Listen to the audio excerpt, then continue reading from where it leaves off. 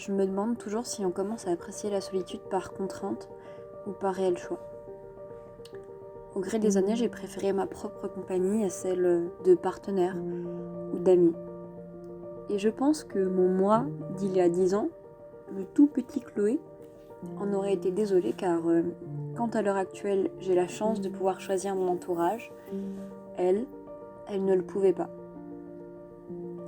Je pense que c'est ce désir de combler le vide avec lequel on a tous un peu grandi qui m'a trop longtemps poussée à me soumettre à un entourage peu présent physiquement et émotionnellement.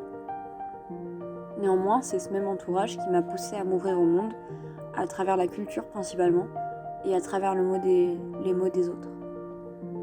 Je crois que j'ai évolué principalement grâce au cinéma, et que c'est par ce biais que j'ai compris que l'introspection était le plus grand cadeau que l'homme pouvait se faire. Parce que bien que la littérature était au cœur de ma croissance, le cinéma pointait du doigt ce que je ressentais et ce que j'étais incapable d'exprimer. Les mots, formuler des phrases, expliquer le problème, ça a toujours été un frein pour moi. Je me perds dans mes pensées, j'oublie où je veux en venir, et bien que j'adore écrire, j'ai toujours l'impression de ne pas réussir à montrer ce qui me tracasse, mes angoisses, la source de mon anxiété. Les images, la photographie ont toujours été pour moi le moyen de me libérer, pas nécessairement à travers mes travaux, qui sont pour le moins minces, mais à travers ceux des autres. Alors, lorsque ça va pas, et que je suis injoignable, c'est que je dois m'être enfermée dans une salle noire à pleurer devant l'histoire de personnages fictifs. Et je me demande si c'est pas finalement le cinéma qui m'a sauvé la vie à plusieurs reprises, quand j'étais au plus bas. C'est cet amour profond pour le 7e art qui m'a fait apprécier les voyages en solitude dans le sud de la France ou en Espagne.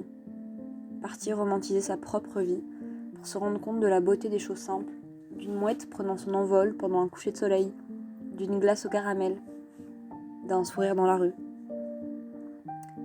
Et je sais que ma caméra me suivra partout, et que quand les pensées envahissantes seront trop fortes, quand mon introspection deviendra destruction, je n'aurai qu'à ouvrir l'objectif et filmer tout ce qui me passe sous la main, pour calmer mes mains qui tremblent et mon incapacité à formuler la source du problème.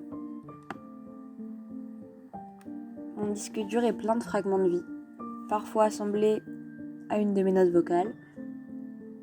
Cependant, j'ai toujours été incapable d'en faire quoi que ce soit ou de les faire regarder. Je fais tout avec le cœur car j'ai toujours trouvé que la passion ne se retranscrivait que si l'on donne son cœur à son homme et son âme à la tâche. Néanmoins, tout est très personnel, voire trop personnel.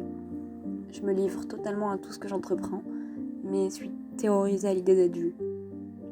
Et être vue est à la fois le rêve de quiconque entreprend un travail et à la fois le plus grand cauchemar. Et paralysant d'être mise à nu devant des inconnus capables de tourner nos travaux en un couteau aiguisé. Le choix de créer, façonner dans sa chambre et de cacher ses travaux dans le faux de son ordinateur permet de se préserver du monde. Vouloir créer, c'est vouloir s'abandonner à sa création, quitte à en devenir créature. C'est cette perte de distinction entre le fictif et la réalité qui sont vertigineuses et qui blessent lorsque l'on critique nos travaux. Une volonté de s'oublier mais que l'on nous retrouve. Il y a des jours où l'on veut que le monde nous voie pour qui l'on est, et des jours où le regard de l'homme est menaçant, voire terrorisant. Et je me suis toujours demandé si Sartre n'avait pas raison depuis le début, mais je me suis toujours voilé la face, que l'enfer c'est vraiment les autres. Car accumuler les déceptions, les peines, les pleurs, à ne pas trouver la source du problème, c'est peut-être que la source vient du monde extérieur. Ou peut-être qu'à l'inverse, je suis le problème.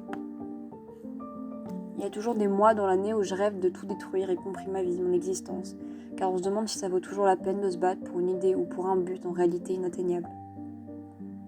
Et le mois d'après, la vie ne semble que pur bonheur, euphorie et fou rire, sans transition. Et je ne demande qu'à partager cette joie vivre avec quiconque. Le plus douloureux, c'est de savoir que personne ne peut m'aider dans ces chutes violentes de morale, car personne ne veut être traîné dans ces chemins sinueux. Alors je pars loin, très loin, pour l'évacuer et me faire oublier des autres. Faire oublier cette petite tête qui broie du noir du matin au soir, et que personne n'arrive à apaiser. Je pars en sachant que partir ne suffira pas, mais changer d'air ne peut être que bénéfique. Les hauts et les bas vont de pair, alors au gré du temps, on s'habitue à vouloir tout arrêter à chaque mineur incident.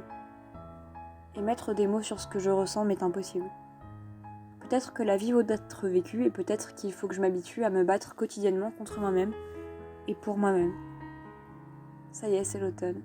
Et je vais rentrer dans la phase 2, la phase où le forêt ne reviendra qu'avec les bourgeons et que le film redeviendront ma seule compagnie par choix. Peut-être que l'enfer est simplement partout, mais que l'on décide de l'ignorer ou de lui porter de l'attention.